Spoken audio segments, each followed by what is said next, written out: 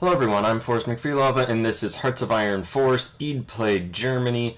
We went ahead and just picked Germany because, quite frankly, I have no idea what I'm doing, so we may as well make it have the biggest effect possible in the world.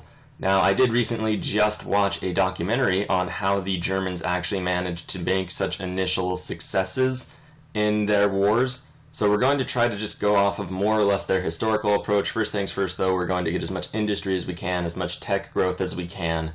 We're just going to try to do everything we possibly can to just get our industry just fully in gear. We do go ahead and switch over a few factories from military production to civilian production. Now, the reason we're doing that is because it seems like it's going to be cheaper than to just build civilian factories to begin with, because then we can just build new military factories. And kind of maybe, hopefully I read into that right, we're also building up more forces and just moving everybody onto the Austrian border, because the first thing we're going to do is Anschluss. We go ahead and just destroy all of our air force. Not really destroy, just put it all into reserve, and we're just going to clump it up into a few very small clumps. Or I guess a small number of very large clumps. So the exact opposite of what I just said. The idea also is going to be that we're going to just shift our production and only build basically two groups of Air Force things, and it's going to end up being just fighters so we don't get bombed, and also close air support, because I found out in this documentary that apparently that was a major step up in German tactical doctrine over the rest of the world, was that they used close air support really in the same role other countries would use artillery, and thus they didn't need to have artillery so much with their actual forces. They were able to just use close air support to basically just do that. Also, Nationalist Spain and Republican Spain are fighting, so what we're going to do is try to just ship some forces over to that, and then just take command of those troops. The general idea is going to be not to help one side or the other win. Instead, what we're going to do is just try to fight as many battles as we can. So you notice we're not really fighting anywhere important, just rolling on through. We are hopefully going to get these two panzers up to just fully veteran status.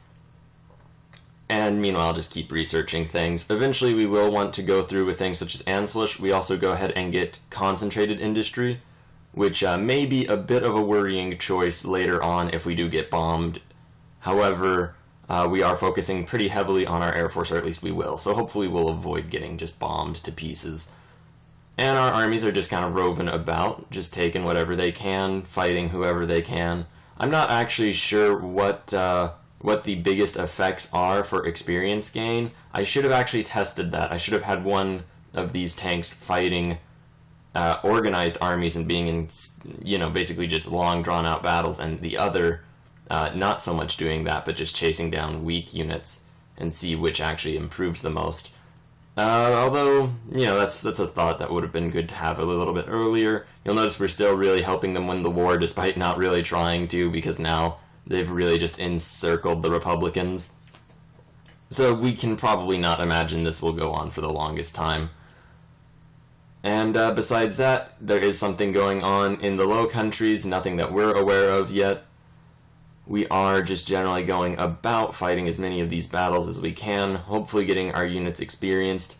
One thing that I noticed that I had not considered earlier is that if you really do just attrition away the unit, the people that come in and refill the unit don't have the same experience level, so it can bring their experience back down to trained or what have you.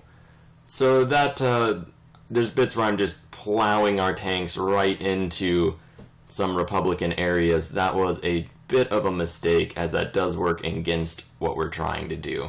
You'll notice we have very little organization. The plan was basically just to keep rolling into them until eventually they inevitably broke, because they're just, half a country in a civil war, and we have all sorts of logistical support as well as air support and whatnot. And that kind of did end up working against our ultimate objective of just getting these units as experienced as possible. Ultimately, though, it's not the biggest concern, and we did end up taking the area and getting our units decently experienced. You'll notice their experience is going up, it's just on the top left.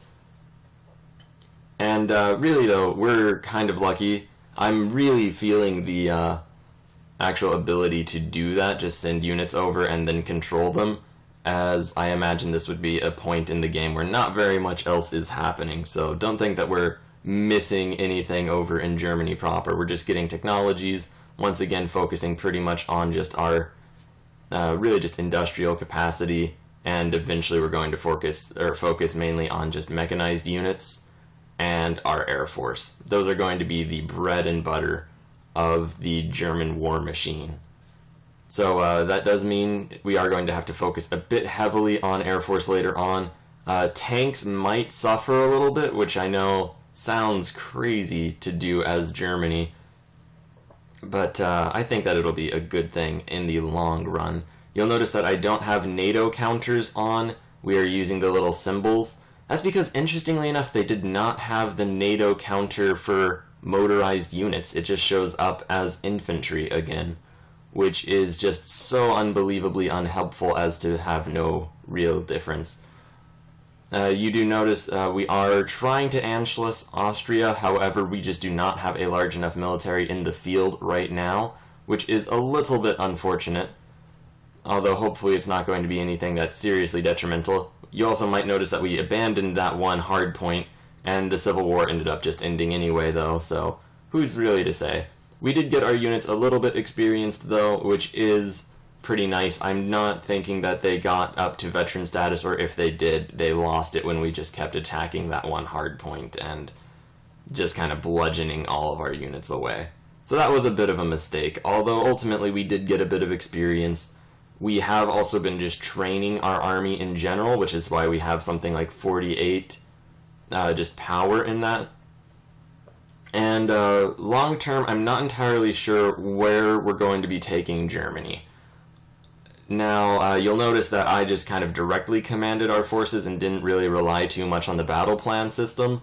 I am a holdover from the Hearts of Iron 3 generation, so I really do prefer the micromanaging, actually get your army to do exactly what you want and take full advantage of the situation type of person. We also do go ahead and just push out all those units in order to attempt to get us closer to the manpower that we need to do the Anschluss. However, it didn't seem to actually work. We do try to rearrange our industry a little bit, hopefully getting enough supplies so that we can get more of our forces out relatively quickly. Who's really to say, though? It could go in pretty much any direction. Also, historical AI choices is off. I'm not sure if I mentioned that previously. So the world could go in really any direction, and I guess the war as well. And at this point, we're just kind of waiting for our production to queue on through. Now, eventually, I am probably going to do a series as a smaller power. However, I figure since I don't really know what I'm doing now, Germany is just the thing to be. You'll notice that Hindenburg made it. It looks like Japan is not quite taking the opportunity to go into China just yet, which is a little unfortunate because I would have loved to send over some forces to help them. Alright, so that all said and done. We are doing a bit of waiting around, just reforming our government as well. Bonuses for technology and that sort of thing are really going to be our go-to. We want to just hit the war as strong as we can, maybe in like a more long-term sort of way. An interesting difference between this game and actual historical Nazi Germany is that there isn't really the same impetus for war in this game as there was in the real world. Now, by that I mean Nazi Germany practically bankrupted itself with its military buildup and needed to go to war lest they basically just fall apart into bankruptcy and have a tremendous economic downturn. I don't believe that that's modeled in this game, and I'm taking a bit of a risk to just assume that the advantages given by close air support are going to be as well represented in-game as in history. So we're going to see if that pays off. It's really a bit of a gamble, but it was also a bit of a gamble in the real world. Now, one thing is, I'm not really too urgently going for war. We're going to try to get however much we possibly can diplomatically, first and foremost. Just because, well, it's something that we're able to do. If we can get lands diplomatically, and then just expand our influence that way, I don't really see a way or a reason not to do that, especially if we can provoke wars in other countries and then just send our forces out as kind of expeditionary troops or volunteers. So that might actually be an interesting thing to do. I know there is a mechanic for supporting coups in foreign countries. We might play a more subversive and subtle Nazi Germany than existed in the real world. At any rate, thank you very much for watching. Please like, share, and subscribe. We'll be back with more pretty soon, maybe tomorrow. I'll try to get it out tomorrow, as we hopefully manage to figure out how to Anschluss.